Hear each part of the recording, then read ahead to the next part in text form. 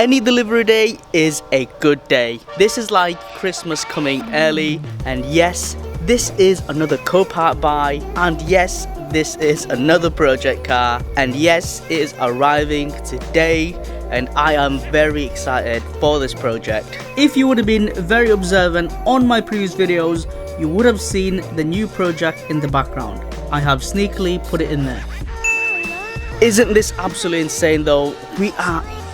For me to say we are on our second project car is insane. We've still got some bits to do with the MX-5, some modifications are coming to that, but yeah, I have got another one just to keep my hands busy. Here she is. I bought this project with the plans for it to replace the current daily driver, which is the Hyundai i20. Very dirty. And I was hoping this was going to be a straightforward fix. Ooh, sounds rough.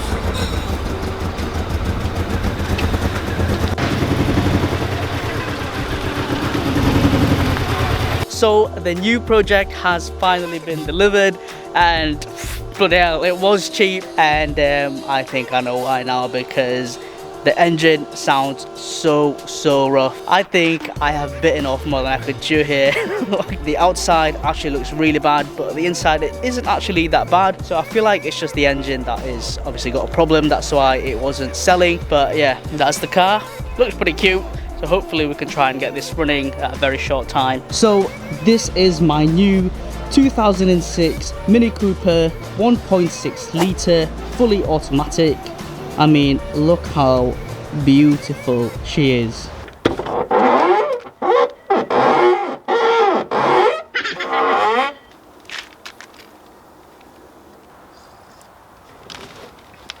This little Mini has 109,000 miles on the clock, and by the looks of the wrap, it looks like this Mini has been previously used as a company car. With the Hyundai i20 being a manual, Mabel can't actually drive that. So with this, hopefully we can split the driving, and it will also give her car a little bit of a break as well, because we have been driving that almost everywhere. I bet at this point you're thinking, stop babbling and tell us how much you paid for this car. So I bought this car from Copart for £625, excluding the fees obviously, but yeah, £625, and again, no other bidders. Nobody saw the potential in the Mini except me.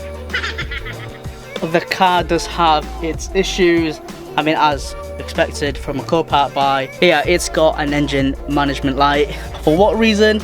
I have no clue. We are gonna figure this out together, and I'm probably gonna need a lot of your help with this one. It sounds so rough when you start it up.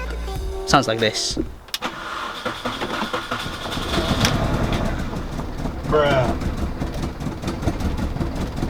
Yeah, it don't sound right. It sounds like it's got several misfires. As you know by now, as I keep saying this, I do not have any mechanical experience at all. To me, this is all new, and I guess we'll learn as we go. What's the worst that can happen? The only else that we're going to be taking from this one is learning. You know how it is. So apart from the engine management light, then the only other damage that it has is that there's a damage on the rear bumper. Some bits are missing, like these lot. There's a bit of a damage here as well, and on the interior we've got that missing, and that's it. The interior is in pretty good nick, I would say. The main issue is obviously the engine management light. I'm not going to buy any other stuff that it needs yet, because we need to sort out the engine management light first, because if we can't resolve that, obviously the car can't go back on the road. But before we do anything else, let's just give her a bit of a clean. Bam, bam, she wanna flick for the grand. I started by pressure washing all of the loose dirt first, because this car was absolutely caked in it. I then followed it up with the snow foam, and then went on to contact washing. Papi te paga los biles, nada más que quiero ese culo. Prefiere el sexo conmigo que yo te lo meto bien duro. I bought a Benz straight from the trap. I don't like paying no taxes. I don't need friends. Once the car was all rinsed off, we can now fully appreciate this beautiful Mini that was hiding behind all of that dirt. I then went on to cleaning the interior. I pretty much gave everything a light vacuum and a wipe since the interior was not that dirty. I did find a couple of treasures along the way. Oh dear, that is not a good sign at all. I think you already know what that is. That is rat poo. I hope the rat's gone and not here anymore. And talking of treasures, it was about to get better. Oh, that is rotty. I think I'm gonna pop some gloves on. I was finding all sorts of items in the boot. There was a peanut packaging, there was remnants from COVID times, and there was even a comb. I've just realised when I was looking at this engine oil that they had here at the back, its specificity is 10W40, which is not the correct oil for this car, I think. I actually looked at the manual last night because I was about to buy some oil, and the specific oil for this is 5W30 or 5W40. I hope this isn't why the car has got an engine management light. Bruh. The more I went digging, the more treasures I was finding. It's like a puddle here. I don't even want to know how long that water has been there, or if it is even water. And to make the car smelling fresh, of course I'm going to be using the car freshener from New Look Detailing. Didn't that quick clean make a massive difference to the Mini? So now we can probably try and deal with the engine management light. We are just gonna go and pop down to the petrol station and grab us some fresh fuel. The car was a little low on fuel, and I also wasn't sure how old the fuel is in the tank. Bruh. Hopefully with the new fuel it might sort itself out.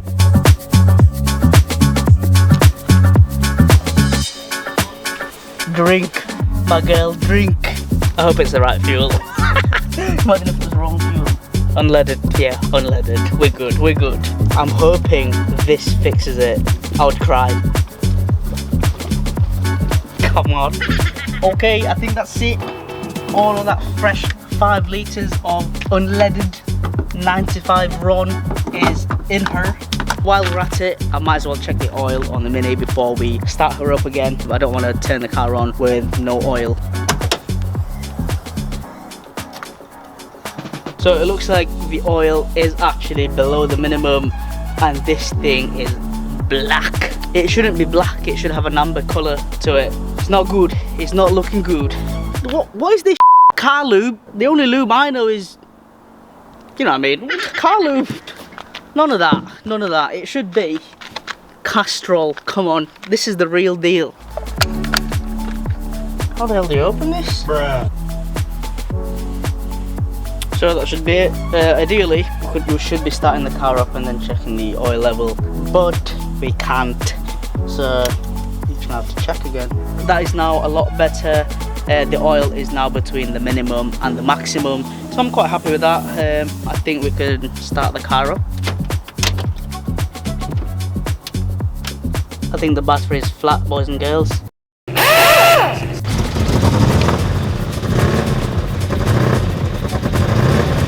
So the car's starting, but as you can hear, it sounds rough. Just gonna let it idle for a second.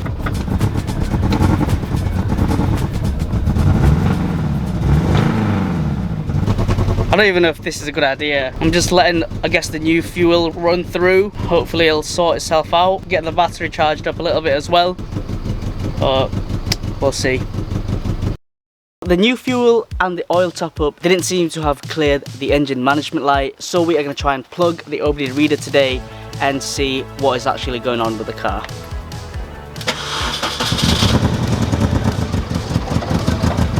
So the OBD confirms the obvious, that the engine is misfiring.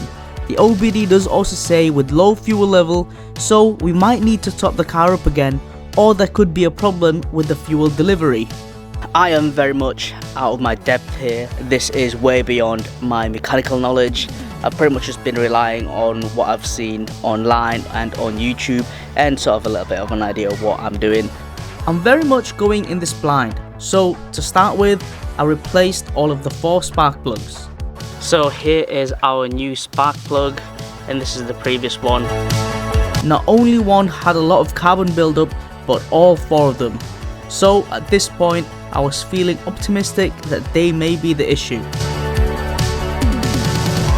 Since we were on the engine bay, we might as well change the air filter, check if there's anything that is blocking the air intake. To get to the air filter, a clamp needs to be removed to separate the air intake hose from the airbox.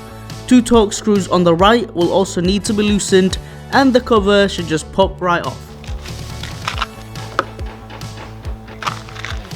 For God's sake, this is the wrong one. We'll give it a bit of a clean anyway. I'm noticing a lot of oil residues on the air filter. Scary. So we're just going to stick with this one. I gave this a little bit of a clean, but what worries me is that there's a lot of oil buildup underneath.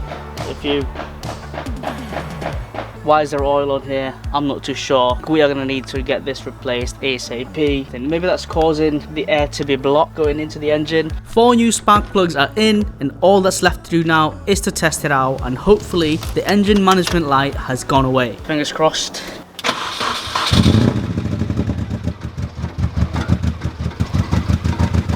Still there. Bruh. The alternative plan didn't work, so I guess on to the next one. So we're going to try and change the actual coil pack and the leads and see if that makes a difference. This could be what's causing the misfire, we shall see. Those rusty connecting ends could well may be the issue. The coil pack is only held by 4 10mm bolts, so it should be pretty straightforward to remove, right? I think one of the bolts has lost its threading. Bruh. I literally cannot take it off. I've been trying to take it off for a while. So I think what I'm going to do is keep the same coil pack, give the connecting ends a bit of a clean, but change the spark plug leads. While we wait for a couple of parts to arrive, I decided to give the throttle body and the airflow sensor a clean in the meantime. To get to the throttle body, a couple of vacuum lines and connectors needs to be removed first, followed by the intake inlet pipe. I decided to give that a clean as well while I had that off. I also loosened the airbox itself to allow more access to the throttle body. The throttle body is held by 4 10mm bolts, which came off with no hitches. The only difficulty is, it is in such an awkward position. Once this was off, it then gave us a clear access to the map sensor, which is only held by 2 torque screws. As we can see here, the throttle body and the map sensor was covered in this thick black, greasy, almost like oil material. This was also present at the bottom of the intake manifold.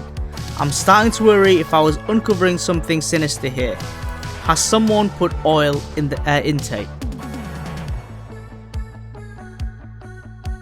The difference after the clean was staggering. That's not meant to be that dirty. It's supposed to be just air going in there. It shouldn't be that black. I was surprised at how dirty that was. Now it was just a case of simply putting everything back. The map sensor goes back in first, followed by the throttle body, reattaching the vacuum lines. The air intake inlet pipe then goes back in, and its vacuum lines. Our new air filter has also arrived. It should look like that and not this. That is way too oily. Our new beautiful spark plug leads also arrived, so we got that changed as well. I was doing this one by one to not mix the connections up. I torqued the spark plugs to its correct torque specs, cleaned the coil pack connecting ends, and dabbed some electric grease on there to prevent future rusting. It was time to test it out again.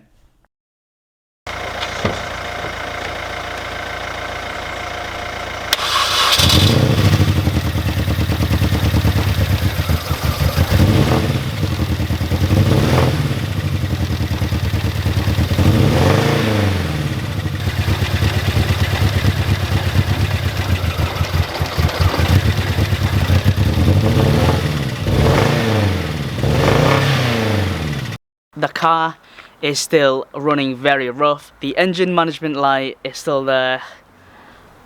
I don't know what to do. Bruh.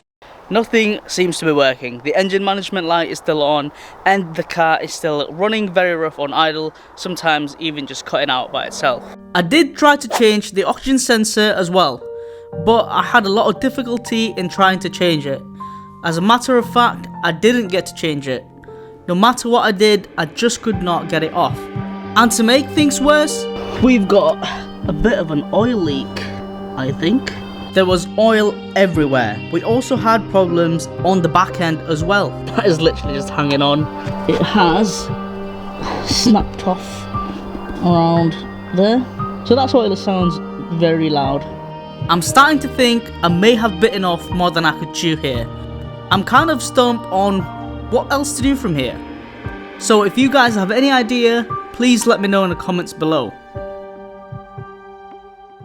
I was really hoping to end the video on a very high note, but we're struggling to get rid of this engine management light. That's the reality, I guess, and we're running out of time. So I'm gonna have to end the video here. And if you have gotten this far, thank you so much for watching. And if you haven't already subscribed, please hit that subscribe button, drop a like, drop a comment. Thank you so much again for watching, and I'll see you on the next one.